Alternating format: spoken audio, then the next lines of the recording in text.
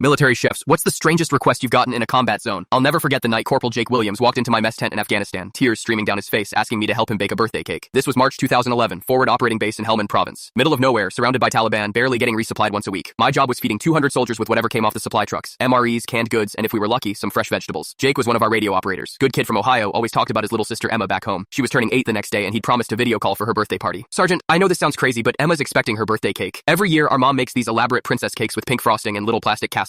I told her I'd figure something out. I looked around my field kitchen. We had basic flour, sugar, some powdered milk, but pink frosting? Plastic castles? This wasn't exactly a bakery. We were in a war zone eating off paper plates. The kid was desperate. Emma doesn't understand why I can't come home. She thinks being a soldier means I can do anything. If I show up empty-handed on her birthday, she'll be crushed. That's when Staff Sergeant Maria Lopez, our supply sergeant, overheard. She walked over with this determined look. Williams, what exactly does this cake need to look like? Jake pulled out his phone, showed us pictures from previous birthdays. Elaborate pink castle cakes that looked like they belonged in a magazine. Professional level stuff that would challenge a real baker, let alone a field kitchen operation. Lopez studied the photos. I've got an idea, but it's going to require some creative procurement. Give me 2 hours. What followed was the most bizarre military operation I'd ever witnessed. Lopez started making radio calls to other bases. Within an hour, she'd arranged trades with 5 different outposts. Our diesel fuel for pink food coloring from the Navy base. MRE pound cake for moldable fondant from the Air Force. Even got plastic toy soldiers from a care package shipment heading to another unit. By midnight, half our mess tent had been converted into a makeshift bakery. Lopez was mixing pink frosting in a metal ammunition box. I was carving towers out of stacked pound cakes. 3 other soldiers volunteered to help, staying up all night. The final product wasn't exactly professional quality, more like a pink fortress made from military rations. But it had towers, walls, even a little flag made from torn fabric and a toothpick. Next morning, Jake set up the video call with his family. When Emma saw that cake on his end of the screen, her face lit up like Christmas morning. Her mom was crying. His dad was shaking his head in amazement. "Happy birthday, princess," Jake said, holding up the cake. "Even in Afghanistan, your big brother keeps his promises." Emma started clapping and singing happy birthday to herself while Jake held up our creation. The whole mess tent gathered around, watching this 8-year-old girl blow out imaginary candles for her soldier brother's homemade cake. After the call ended, Jake just sat there staring at the cake. Couldn't bring himself to eat it. Said it was too special to destroy. That's when Captain Rodriguez walked in for his morning coffee. Took one look at our pink military fortress and started laughing. "Gentlemen," he announced to the tent, "this is the finest example of mission accomplishment I've seen in 6 months." He took photos of the cake and sent them up the chain of command. Within a week, we received official commendation for boosting morale through innovative food service. Jake kept one small piece of that cake frozen in our field freezer for the rest of deployment. Said it reminded him why he was fighting. For little girls who still believed their big brothers could do anything. 2 years later, I got a wedding invitation in the mail. Jake and his fiancée. The reception photo showed their wedding cake, an elaborate castle design. The note inside read, "Thanks for teaching me that family comes first, even in a war zone." Emma was the flower girl. She's 12 now, still asks Jake to tell her the story about the soldier cake every birthday.